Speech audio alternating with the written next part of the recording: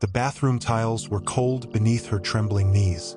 She pressed her hands against her face, trying to stifle the sobs that shook her body. But the sound broke free anyway, raw and desperate. Tomorrow was supposed to be the happiest day of her life. Tomorrow, she would be walking down the aisle in a flowing white gown, promising forever to the man she loved. But tonight, on the eve of her wedding, every ounce of certainty had been stolen from her. She could feel the presence behind her before she even looked. "It's nothing," a voice murmured, low and coaxing, so familiar it made her heart skip a beat. She turned slowly, tears blurring her vision. There he was, his eyes shadowed with concern. Yet there was a softness, a warmth that she could never forget. The man she had loved years ago, the groom's best man. The man she had promised herself she would never see again, once she chose a different path, a new life. I can't," she whispered, voice cracking. "I can't do this. Tomorrow I marry him. I love him." He knelt beside her, his hand brushing hers in the smallest, most intimate gesture, and she felt a rush of memories she had tried to bury. "I know," he said gently. "I know. But tonight we're alone. Just us. It doesn't change anything, I swear. Nothing." Her body trembled, torn between longing and guilt. Memories of stolen kisses, late-night confessions, and whispered promises from years ago surged back, overwhelming her. She remembered how he had made her feel alive in a way no one else ever had. The electricity between them had never truly faded, and now, in the quiet of the nearly empty venue, it pulsed stronger than ever. She shook her head violently, trying to push him away, but his eyes held her, unyielding, pulling her back into the orbit of desire she thought she had escaped. "You're going to ruin everything," she whispered, shaking. "I can't." "You won't," he interrupted, voice low and urgent. "I'll make sure of it. I won't let this destroy you. Not tomorrow. Not your wedding. Just let this one time be ours. One last time." She closed her eyes, pressing her forehead against the cold wall, wishing she could vanish.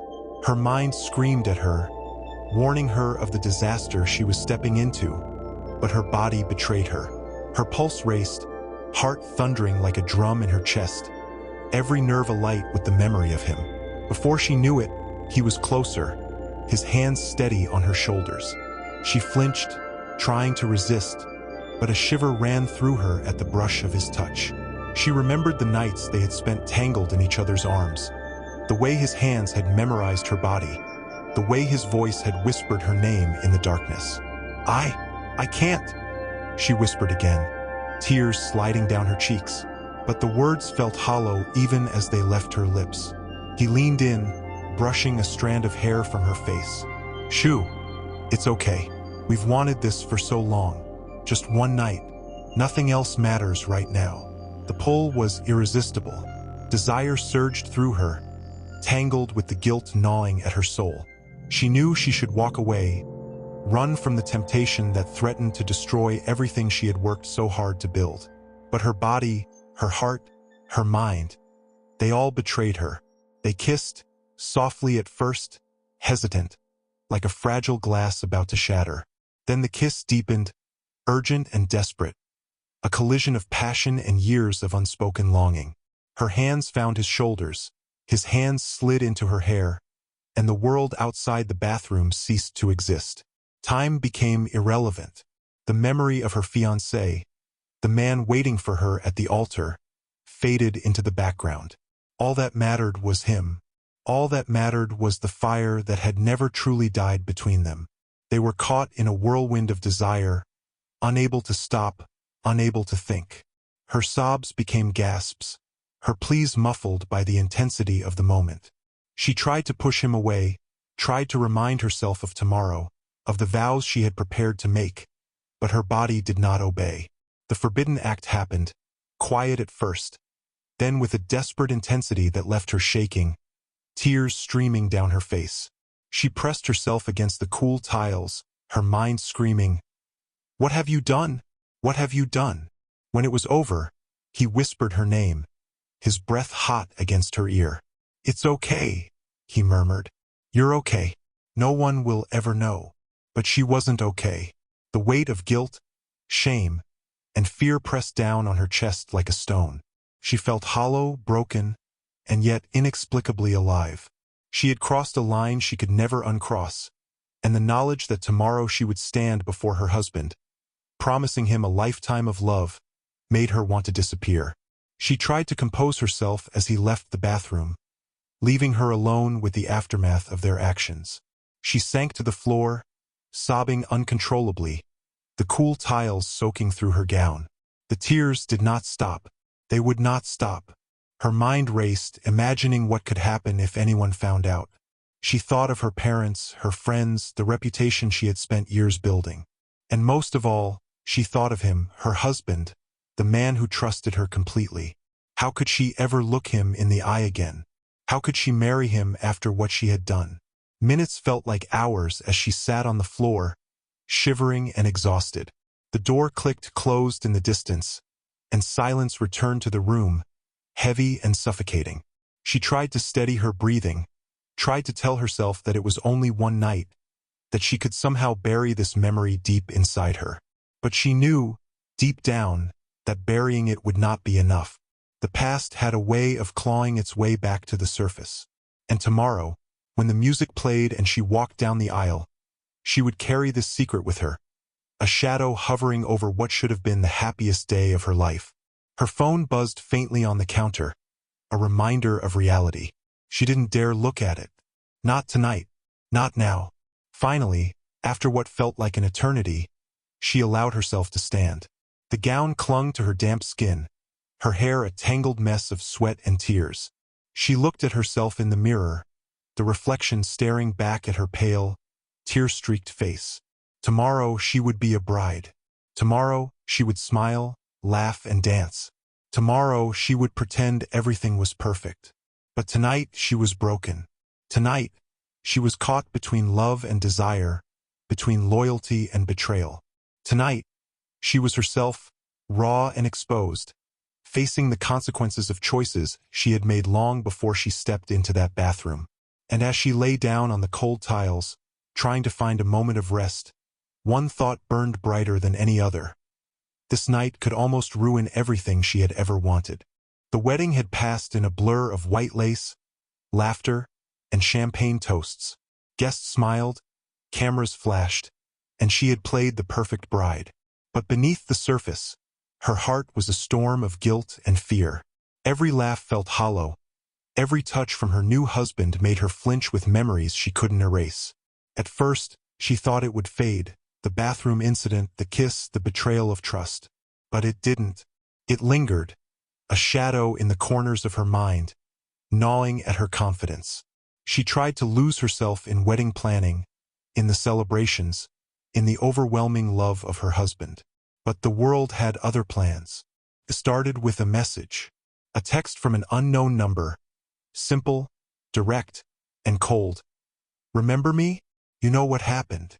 Her stomach dropped. She froze, staring at her phone as if the screen itself was mocking her. Her pulse raced. No name, no explanation, just a reminder of a night she had buried deep. She didn't respond. She couldn't. Fear and shame tied her tongue and paralyzed her fingers. Then came more messages, subtle at first, filled with hints, questions, reminders of things only they shared.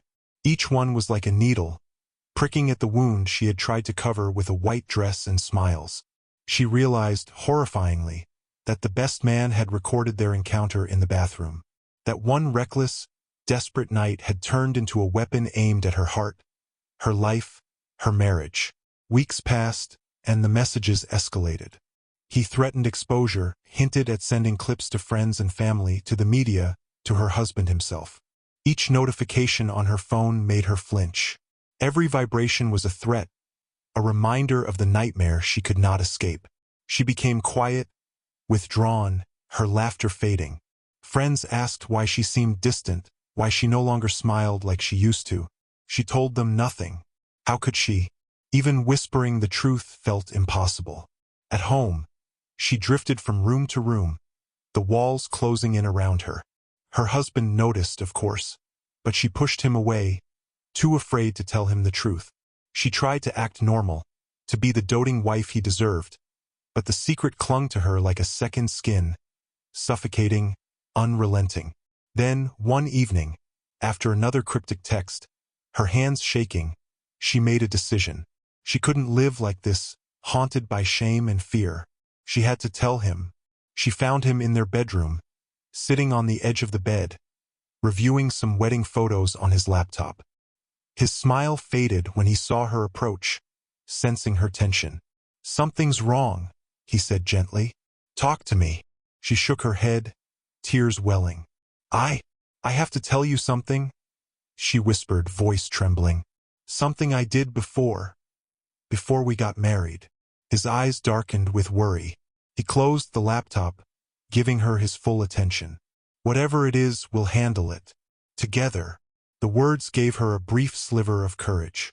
She told him everything about the bathroom, the kiss, the secret recording, the messages. She told him about the blackmail, the fear, the shame. Her voice broke repeatedly, tears streaming, sobs shaking her body. He listened, silent at first, his expression unreadable. When she finished, he sat in stunned silence. The room felt impossibly still, the weight of the revelation pressing down on both of them. I can't believe this," he said finally, voice heavy with pain. "I trusted him. I trusted you. He swallowed hard, eyes glistening with emotion. "I don't know what to think." Her heart ached, watching him struggle, seeing the heartbreak in his eyes. She had imagined this moment hundreds of times in her mind, but reality was harsher, rawer, more painful than she could have ever predicted. "I am so sorry," she whispered. "I never wanted this to happen.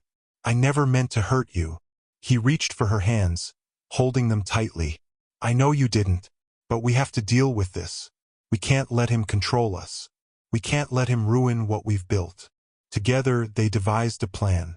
She would continue to act as though she was complying with his threats, arranging secret meetings, feigning fear, all while documenting everything. They involved the police, carefully building a case. Every message, every threat, every attempt to intimidate her became evidence. It was a long, grueling process. The best man, confident and arrogant, believed she was still under his control. He didn't suspect the web being spun around him. Each encounter, each attempt at coercion, was a step closer to justice. During this time, her relationship with her husband shifted. The initial heartbreak softened into a shared purpose, a bond strengthened by adversity. They spent long nights talking, planning, and quietly supporting each other through fear and anger. She realized that despite the betrayal, he was not leaving. He was not abandoning her. And for the first time since that night in the bathroom, she felt a flicker of hope. But the emotional toll was immense. She lay awake at night, haunted by the memory of their night together, tormented by the fear of exposure. Every notification, every knock at the door, made her heart leap into her throat. Anxiety became a constant companion, shadowing every moment.